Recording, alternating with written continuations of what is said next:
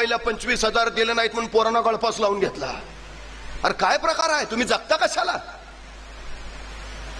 स्वतःच्या हिमतीवर घ्या ना. 25,000चा काय, 5-5 लाखाचे मोबाईल घेऊन फिरा. बापाला सुद्धा अभिमान वाटला पाहिजे. माझ्या पोराकडे 5 लाखाचा फोन आहे, थाटात सांगितलं पाहिजे त्यांनी. बापाच्या जीवावर कसले करता गोष्टी?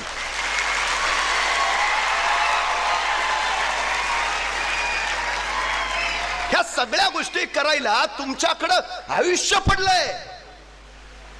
हवं ते करता येईल, हवं ते करता येईल. आता वेळ अभ्यास करायची आहे. आता वेळ स्वतःच्या आयुष्याला आकार द्यायची आहे. त्याकडं लक्ष दिलं पाहिजे. हे महत्वाचं आहे, सगळ्यात महत्वाचं. नाहीतर कुणी विचारणार नाही, अजिबात नाही. मी कधीच असं म्हणत नाही मुलांना अभ्यास करा.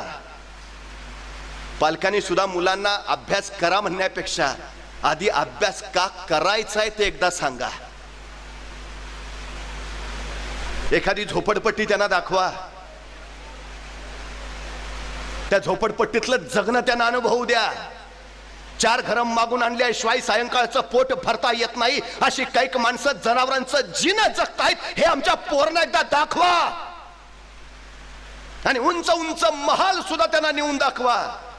त्यांना सांगा ह्या झोपडपट्टीत आहे उघडा नगडा अनवाणी भीक मागत जगतोय, कारण हा अडाणी आहे,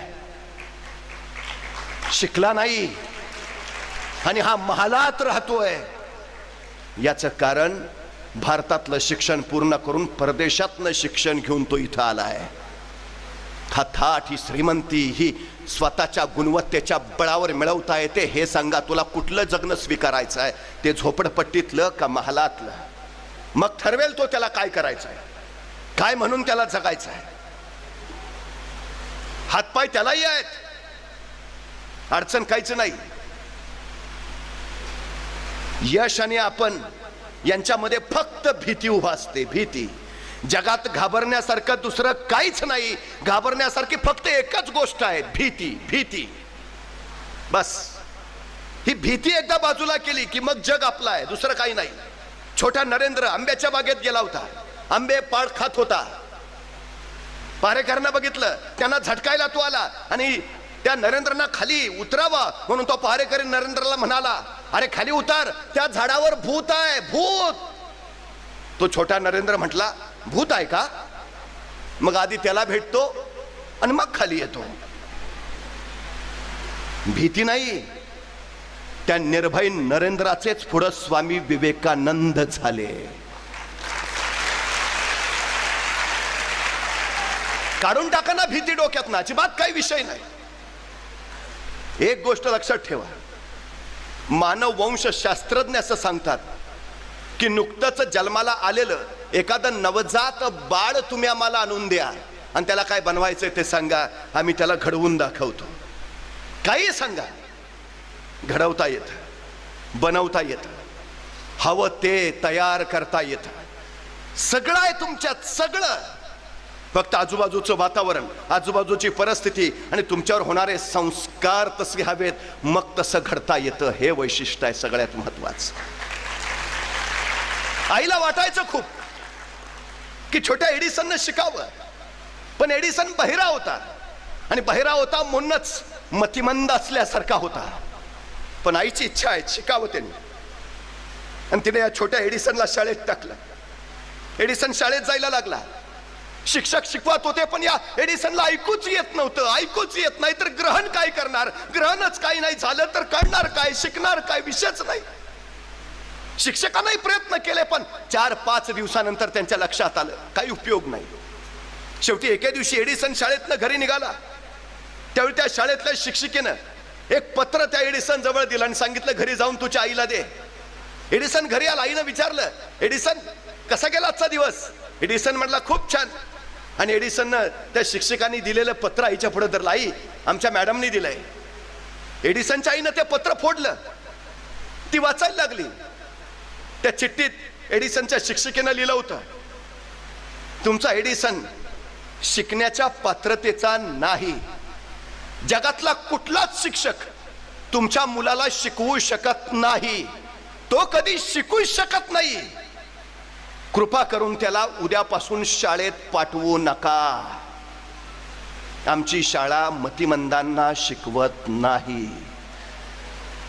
एडिसनच्या आईच्या डोळ्यातनं खळ दिशा अश्रू सुटला. एडिसनने विचारलं, आई काय लिहिलंय ग? आपल्या मुलाला आपला अश्रू दिसू नये म्हणून एडिसनच्या आईनं तो अश्रू पुसला आणि हसत एडिसनची आई एडिसनला म्हणाली, अरे बाळा, तुमच्या बाईने लिहिलंय की तुमचा एडिसन खूप हुशार आहे. इतका हुशार आहे की त्याच्या वर्गातल्या बाकीच्या मुलांना त्याच्या हुशारी इतकं व्हायला खूप वेळ जाईल. त्यामुळे काही दिवस तुम्ही एडिसनला घरीच शिकवा, तोपर्यंत आम्ही वर्गातल्या मुलांना शिकवतो आणि एडिसन सारखं हुशार करतो, मग एडिसनला शाळेत पाठवून द्या. तू खूप हुशार आहे असं तुझ्या बाई म्हणत होत्या. एडिसन म्हटला, खरंच? आई म्हटली, हो.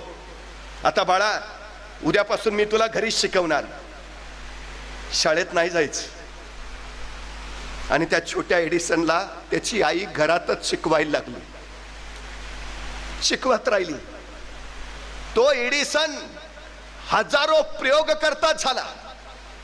आज हे तुमच्या डोक्यावर उजळणारे बल्ब, ट्यूब्स, लाईट दिसतायत, हे लकलकणारं झुंबर दिसतंय. एडिसन नसता तर हा विजेचा शोध, बल्बचा शोध लागला नसता. आज मोहम्मद रफींची, किशोर कुमारांची, लता मंगेशकरांची गाणी आम्ही कानात साठवत ऐकत राहतो. थॉमस अल्वा एडिसन निसते तर रेकॉर्डिंगचा शोध लागला नसता, मेणाची तबकडी तयार झाली नसती आणि जुनी गाणी उद्याच्या पिढीपर्यंत पोहोचली नसती. हा एडिसन आईनं घडवला. 40 वर्ष उलटली आणि 40 वर्षानंतर एडिसनची आई निर्वतली, मरण पावली. तेव्हा हा एडिसन आपल्या आईच्या खोलीत गेला. आईची ट्रंक उघडली आणि आईच्या त्या ट्रंकेमध्ये 40 वर्षापूर्वी त्याच्या शाळेतल्या शिक्षिकेनं दिलेलं ते पत्र सापडलं. एडिसननं ते उघडलं आणि वाचायला लागला. शाळेतल्या शिक्षिकेनं लिहिलं होतं, तुमचा मुलगा शिकण्याच्या पात्रतेचा नाही. आणि एडिसनच्या डोळ्यातनं घळ घळ पाणी उखळायला लागलं. मी शिकण्याच्या पात्रतेचा नसतानाही माझ्या आईनं माझ्या उरात उमेद पेरली की तू शिकू शकतोस. माझ्या आईनं मला विश्वास दिला की तू हो शास्त्रज्ञ होऊ शकतोस. हा विश्वास, ही उमेद तुम्हाला यशापर्यंत पोहोचवत असते. ही उमेद आणि हा विश्वास हवा. आमच्या उरात हवा. आपण कशातच कमी नाही आहोत, अजिबात नाही. मला एका प्रश्नाचं उत्तर द्या, या जगात हुबहू तुमच्यासारखा दिसणारा दुसरा कुणी तुम्हाला भेटलाय का? हा हा, ते जर्मनीत माझ्यासारखा एक जण आहे. नाही हो, अजिबात नाही. 130 कोटी लोकसंख्या झाली आहे देशाची, पण उरलेल्या 130 कोटीत तुम्ही वगळता तुमच्यासारखा दुसरा कुणीच नाही. ह्या जगात तुम्ही एकमेव आहात. या जगात तुम्ही एकमेवा द्वितीय आहात. या जगात दुसरा तुमच्यासारखा कुणीच नाही. अरे तुम्ही एकमेव आहात याचा अभिमान बाळगण्यापेक्षा आपण कुठंतरी कमी आहोत याचा न्यूनगंड का बाळगायचा? स्वतःला कमी का समजायचं? हा सगळ्यात महत्वाचा विषय आहे. सगळ्या क्षमता, सगळ्या शक्ती तुमच्यात आहेत, फक्त सगळ्या एकवटून उभा राहायला हव्यात. आमची अडचण काय माहिती आहे? बरेच विद्यार्थी येतात, खूप अभ्यास करावा वाटतो पण लक्षच लागत नाही. खूप अभ्यास करावा वाटतो पण एकाग्रताच होत नाही. काय काय सांगतात, तो 4 तास अभ्यास करतो तरी सगळं त्याच्या लक्षात राहतं. मी 18 तास वाचत असतो तरी काहीच दुसऱ्या दिवशी लक्षात राहत नाही. आमच्या विद्यार्थ्यांच्या शंका आहेत, साहजिक आहे. तुम्हाला माहिती आहे हे का होतं? आपल्या मानसिक आणि शारीरिक शक्ती एकाच ठिकाणी केंद्रीभूत होणं आणि त्या केंद्रीभूत झाल्यानंतर जी ऊर्जा तयार होते तिला एकाग्रता असं म्हणतात. मानसिक, तुमचं मन पूर्णपणे तुमच्या ध्येयाकडेच केंद्रीभूत झालं पाहिजे. तुमच्या शरीराच्या सगळ्या शक्ती त्याच ध्येयाकडे केंद्रीभूत झाल्या पाहिजेत. मानसिक आणि शारीरिक दोन्ही शक्ती एकरूप होतील तेव्हा तुम्ही एकाग्र व्हाल.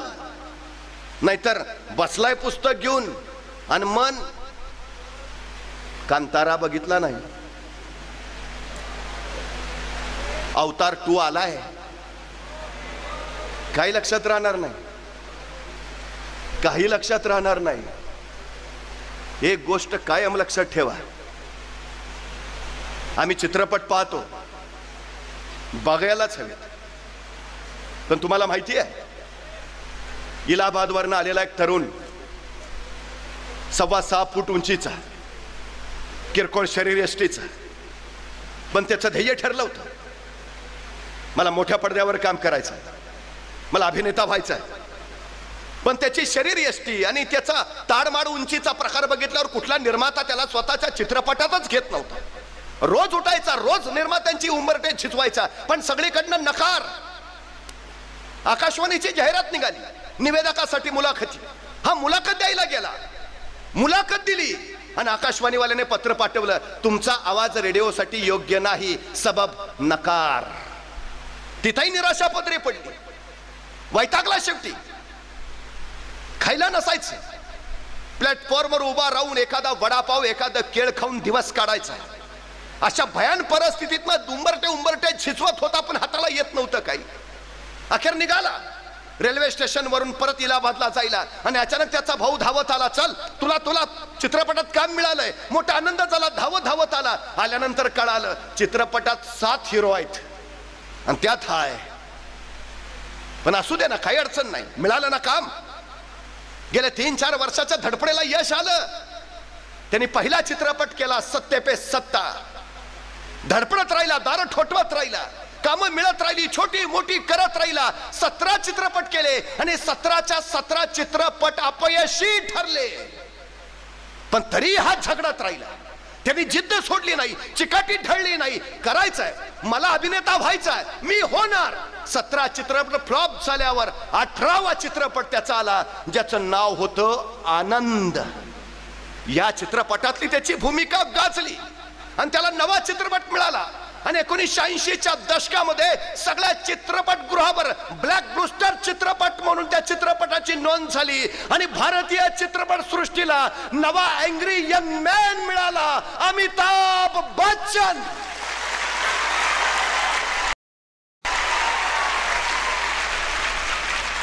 अमिताभ बच्चनचं युग सुरू झालं.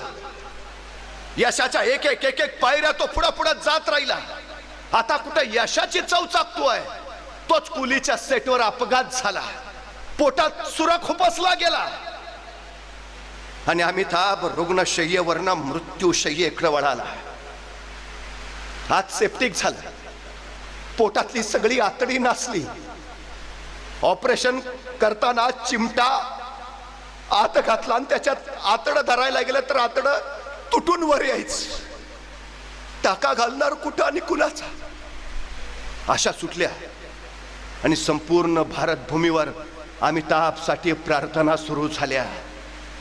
पण त्या मरणातनंही तो वाचला, पुन्हा बाहेर आला, पुन्हा संघर्षासाठी सिद्ध झाला. चित्रपटाचा शूटिंग करताना सेटवर अपघात झालाय, जीवावर बेतलाय. आता परत तिकडे वळणार नाही, तो परत वळाला. आपल्या ध्येयाचं लक्ष त्यांनी अजिबात सोडलं नाही. तो परत चित्रपट सृष्टीत काम करत राहिला. परत बघता बघता चित्रपट करतानाच त्यांनी स्वतःची चित्रपट निर्मिती करणारी संस्था चालू केली, ABCL. आणि दुर्दैव काही दिवसातच ही त्याची स्वतःची ABCL नावाची निर्मिती संस्था दिवाळखोरीत निघाली, बुडाली. अमिताभ बच्चनकडे होतं नव्हतं तेवढं सगळं गेलं, कंगाल झाला, पुरता कंगाल. नियतीनं परत शून्य करून ठेवलं. हातात काम नाही, खिशात पैसा नाही. नोकरांकडनं उसने पैसे घेऊन दिवस काढले अमिताभ बच्चनने. एके दिवशी यश चोपडा नावाच्या दिग्दर्शकांना भेटायला गेला. यजींच्या पुढ्यात उभा राहिला आणि यजींना सांगितलं, Yaji, I am broken, I need a job. मला कामाची गरज आहे यजी. यजींच्या डोळ्यात पाणी तरळलं. यजी पुढे चाले, अमिताभला कडकडून मिठी मारली आणि त्याच्या पाठीवर थोपटत म्हणाले, मी उद्याच तुझ्यासाठी नवा चित्रपट सुरू करतोय. आणि दुसऱ्या दिवशी यश चोपडाने चित्रपट चालू केला. त्याचं नाव होतं मोहब्बते. हा मोहब्बते गाजला. तोपर्यंत अमिताभ परत एकदा स्वतःच्या पटावर उभा राहिला आणि छोट्या पडद्यावरचा एक शो होस्ट करण्यासाठी त्याच्याकडे आला. अमिताभनं त्यातही पाऊल ठेवलं. कौन बनेगा करोडपती म्हणत अमिताभ असंख्यांना करोडपती करणारा ठरला. तो स्वतः तर झालाच, पण असंख्यांना उभा करणारा ठरला. याच अमिताभला लाखात एखाद्याला होतो असा एक आजार जडला, ज्याचं नाव आहे मायस्थेनियस ग्रे